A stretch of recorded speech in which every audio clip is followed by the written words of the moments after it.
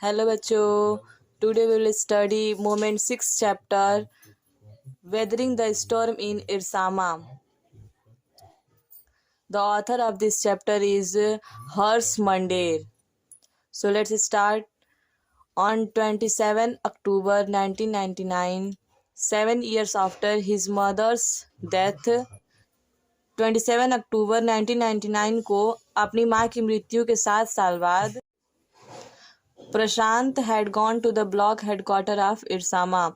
प्रशांत block headquarter Ersama में गया था. Small town in coastal Odisha, जो ओडिशा के एक छोटे से कस्बे में था. Some 18 kilometre from his village, उसके गांव से 18 किलोमीटर दूर था.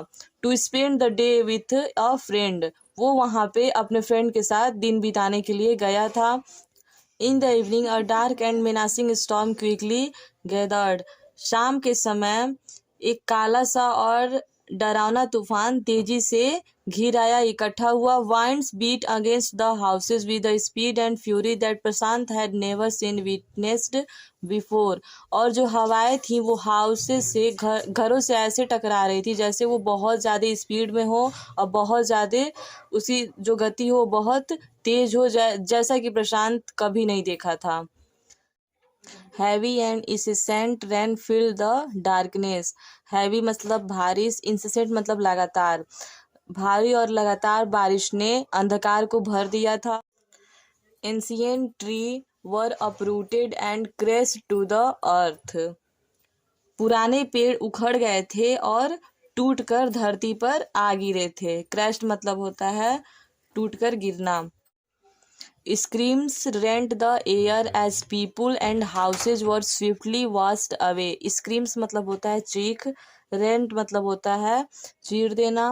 मतलब screams rent the air, चीखे हवाओं को चीर देती थी. as people and houses were swiftly washed away, जैसे जैसे लोग और जो मकानें थी वो वहाँ से बह जाती थी वैसे लोग वहाँ पे चीखते थे.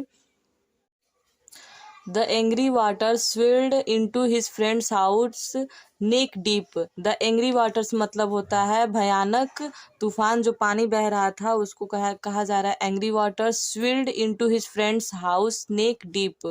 बहते हुए उसके फ्रेंड के घर में जा घुसा. जो वो पानी था वो उसके गर्दन तक आ रहा था. The building was of brick and mortar. जो वहाँ की मकानें थी वो ईंटों और मसाले का बना हुआ था. and was strong enough to survive the devastation मतलब विनाश of the wind's velocity of 350 km per hour, कि वह हवा के उस तीव्रता में भी खड़ा रह सकता था, सरवाइव कर सकता था. मतलब जो हवा वहाँ पे विनाश कर रही थी उसमें भी वह सरवाइव कर सकता था, वो इतना मजबूत बना हुआ था. But the cold terror of the family grew with the crashing of trees that had got uprooted and fallen on their house. But the cold terror of the family grew. लेकिन परिवार का जो भय था, कोल्ड टेरर मतलब होता है भय, वो बढ़ गया था. With the crashing of tree, पेड़ के गिरने से. दैट हैड गॉट अपरूटेड, जो उखड़ गए थे. And fallen on their houses, और उनके घर पर जा गिरे थे. Some time in the middle of the night मतलब रात के बीच में कभी भी. Damaging its roof and wall, उसके छत को और उसके दीवारों को भी क्षतिग्रस्त कर सकते थे. The crazed destruction wrought by the cyclone. Crazed destruction मतलब होता है भयानक विनाश, जो कि साइक्लोन की वजह से हुआ था, मतलब चक्रवात द्वारा किया गया था. And the surge of the ocean continued for the next 36 hours, और समुद्र की जो लहरें थी वो अगले 36 घंटों तक जारी थी. Although wind speed had reduced somewhat by the next morning, जबकि हवा की जो स्पीड थी वो अगली सुबह कुछ कम हो गई थी. To escape the waters rising in the house, ज़्यादा पानी होने के कारण उससे बचने के लिए Prashant and his friends family had taken refugee on the roof. Prashant और उसकी फ्रेंड के फैमिली ने छत की सरली मतलब छत पर जाके रहने लगे। Prashant will never forget the shock he experienced at his first glimpse of the devastation wrought by the super cyclone in the grey light of the early morning. Prashant will never forget the shock. Prashant कभी भी उस सदमे को या आश्चर्य को नहीं भूलेगा। He experience at his first glimpse of the devastation wrought, जो उसने पहली झलक में उस विनाश को देखा था, अनुभव किया था। बाय द सुपर साइक्लोन, उस बड़े चक्रवात के कारण। In the grey light of the early morning, सुबह सवेरे के ग्रे लाइट में। वहाँ पे ग्रे लाइट इसलिए बोला जा रहा है क्योंकि वहाँ पे चारों तरफ पानी भर गया था, इसलिए हर जगह ग्रे कलर की दिखाई दे रही थी, इसलिए वहाँ पे ग्रे लाइट का यूज हुआ है। और ragging deadly brown sheet of water covered everything, एक भयानक प्राण लेने वाला या प्राणघातक ब्राउन शीट मतलब भूरी चादर, पानी की भूरी चादर सब कुछ को कवर किए हुई थी। As far as the eye could see, जहां तक की आंखें देख सकती थी। Only fractured cement houses still stood in a few place, केवल दरार पड़ी सीमेंट के मकान ही कुछ जगहों पे अभी खड़े हुए दिखाई दे रहे थे। Blotted animal carcasses and human corpses floated in every direction, सभी दिशाओं में पशुओं के शव और मानव के शव तैर रहे थे। All round even huge old tree had fallen, और चारों तरफ बड़े बड़े विशाल पुराने वृक्ष गिरे हुए थे, पेड़ गिरे हुए थे। Two coconut trees had fallen on the roof of their house, और 2 नारियल के पेड़ उसके छत पर गिरे हुए थे। This was a blessing in disguise because the tender coconut from the tree kept the trapped family from starving in the several days that followed. This was a blessing in disguise. यह उस विनाश में वरदान था। Because the tender coconuts from the tree kept the trapped family, trapped family मतलब होता है फंसा हुआ परिवार।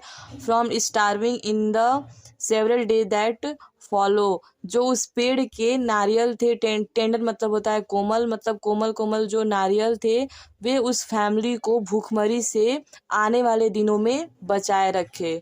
For the next 2 days, Prashant sat huddled with his friend's family in the open on the rooftop. अगले 2 दिन तक प्रशांत अपने मित्र के परिवार के साथ छत पर खुले में सटकर बैठा रहा। They froze in the cold and incessant rain. Incessant मतलब होता है लगातार। वे उस ठंड और लगातार वर्षा में जम गए।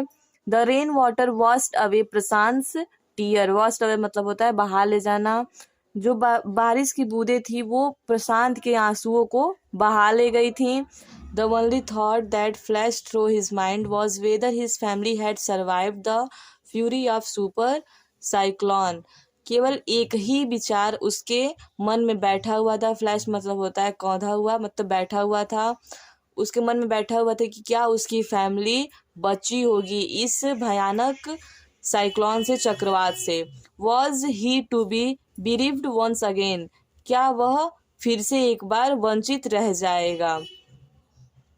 2 days later, which seemed to Prashant like 2 years, 2 दिन बाद जो उसे 2 साल के जैसे लग रहा था। The rain ceased and the rain water slowly begin to recede, वर्षा रुक गई और वर्षा का जल धीरे धीरे अब घटने लगा। Prashant was determined to seek out his family without further delay, Prashant ने अपने परिवार को बिना देरी किए खोजने का इरादा बना लिया। But the situation was still dangerous, लेकिन अभी भी वहाँ की जो स्थिति थी वो भयानक थी, खतरनाक थी। And his friends family pleaded with Prashant to stay back a little while longer, और जो उसके मित्र के परिवार थे वो प्रशांत को कुछ समय और ठहरने के लिए प्रार्थना किए। But Prashant knew he had to go, लेकिन प्रशांत को पता था कि उसे जाना होगा। He equipped himself with a long sturdy stick.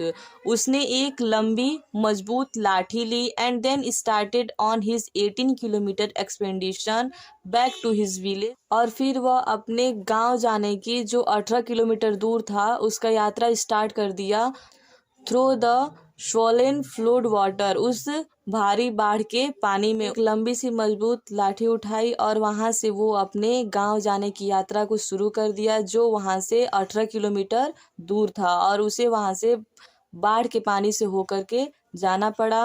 It was a journey he would never forget, वह एक ऐसी यात्रा थी जिसको वो कभी नहीं भूलेगा। He constantly had to use his stick to locate the road to determine where the water was most shallow.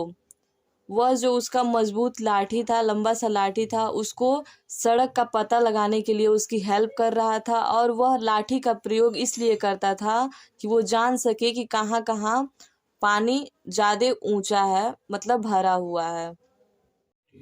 Eight places it was waist deep, waist मतलब होता है कमर, मतलब कहीं कहीं किसी किसी जगह पर वो जो पानी था वो कमर तक गहरा था। एंड प्रोग्रेस वॉज स्लो, और जो प्रोग्रेस थी वो बहुत ही स्लो थी। At several point he lost the road and had to swim, और कई स्थानों पर उसे वो सड़क गुम हो गया, मतलब वो रास्ता भूल गया और उसे वो तैरना पड़ा, वहां पे उसको तैर करके जाना पड़ा।